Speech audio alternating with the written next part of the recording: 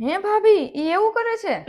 અરે એને તો કાંઈ બોલાવા જેવી જ નથી. જ્યાં જાય ને ત્યાં બધી જગ્યાએ એકલી બધાની ખોડણી કરતી હોય. હા, આનું અહીંયા કે, આનું અહીંયા કે, આનું અહીંયા કે. હા, બધા વચ્ચે ઝઘડો જ કરાવે છે. જો તો ખરી આખો દિવસ બસ બધાની પંચાયત જ કર્યા કરે. ઘડીક થાય તા ભાભીની હારે, ઘડીક થાય તા મમ્મીની હારે, રસોઈ કરતી કરતી પંચાયત કરેસ બધાયની. કોને ખબર હું વાત કરેસ કઈ ખબર નથી પડતી આખો દિવસ. હે, મારા વિશે પંચાયત કરતા હતા? બીજું શું કહેતા હતા? ઓહો, સમજાઈ દેજો તમે એને. મનીષા, કાં તો વાત કરી લે પેલા ફોનમાં, કાં પેલા રસોઈ કરી લે, અને કાં તો પછી નવરી થઈને ફોન કર. એમ કે ને કે હું નવરી થઈને કરીશ. ભાભી તમને થોડી વારમાં ફોન કરું. મમ્મી, હું કોઈ દિવસ ફ્રી થાવ છું? આખો દિવસ કામ કામ ને કામ જ હોય છે. હા, કામ તો તારે જાણે આખો દિવસ હાલતું હોય. કામ ઘરમાં 3 જ જણા છે, એમાં શું કામ?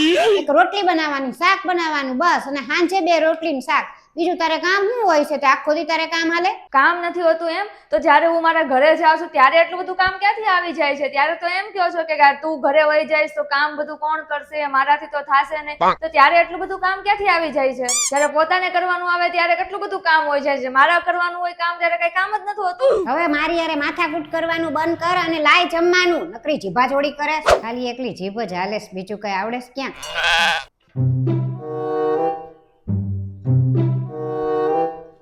લ્યો, જમી લ્યો. અરે પાણી તો લાવ. લાવું છું.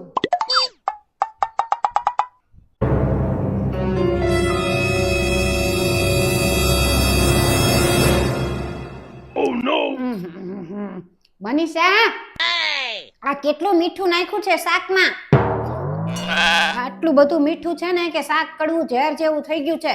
મેં તો સાવ ઓછું જ મીઠું નાખ્યું હતું. તો કેમ શાક આટલું બધું ખારું ને કડવું લાગે છે તમને? મને તો એવું લાગે છે કે તમારી જીભ જ કડવી થઈ ગઈ છે. મારી જીભ નહીં, તારા લક્ષણ જ કડવા થઈ ગયા છે. આખો દિવસ મોબાઈલમાં હા ભાભી, હા ભાભી, હા ભાભી. રસોઈ બનાવવામાં તો કોઈ દી ધ્યાન જ નથી હોતું. નથી તારી ભાભી હરખી રસોઈ બનાવતી કે નથી તને હરખી બનાવવા દેતી. 2 જણા આખો દિવસ નવરાત પડ્યા હોય કે જ્યારે હોય ત્યારે બસ મોબાઈલમાં વાત વાત ને વાત, બીજું કઈ આવડતું જ નથી. જો મમ્મી, મારા ભાભી કેવું જમવાનું બનાવે છે એ તો મને નથી ખબર કે સારું બનાવે છે કે ખરાબ બનાવે છે, પણ હજી સુધી મારા મમ્મીએ એના જમવામાં કઈ ખોટ નથી કાઢી કે આવું જમવાનું બનાવે છે, તેવું જમવાનું બનાવે છે. બિચારા ક્યાંથી ખોટ કાઢે? ઈ તારી જેમ આવડો મોટો જીભડો કરીને બોલતી હશે હામી, એટલે ક્યાંથી બિચારા બોલે કાંઈ? હા, પણ બધા સાસુની જીભ તો છે ને લાંબી અને કડવી જ હોય છે, પણ મારા મમ્મીની જીભ એવી નથી. હા, મારી જીભ તો કડવી છે. તારી ને તારી મમ્મીની જીભ તો મધ જેવી મીઠી હશે ને.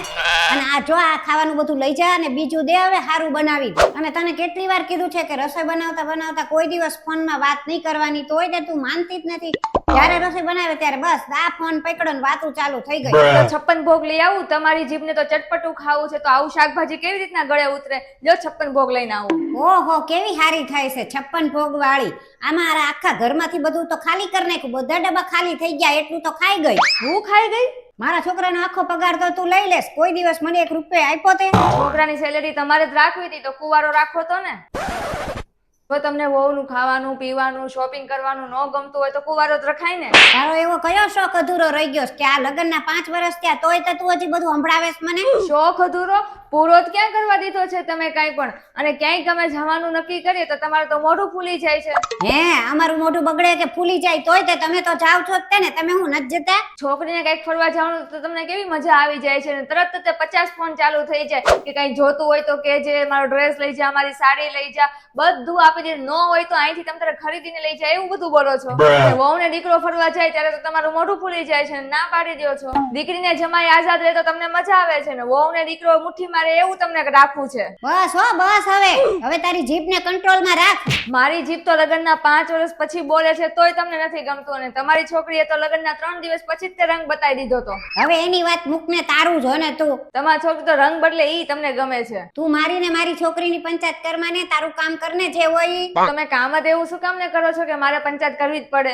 હા બાપા, તારાથી નહીં જીતી હકાય. તું તારે જે કરવું હોય એ કર. હું આ ખાઈ લઉં છું. મારી હાટું કાંઈ હવે બનાવતી નહીં.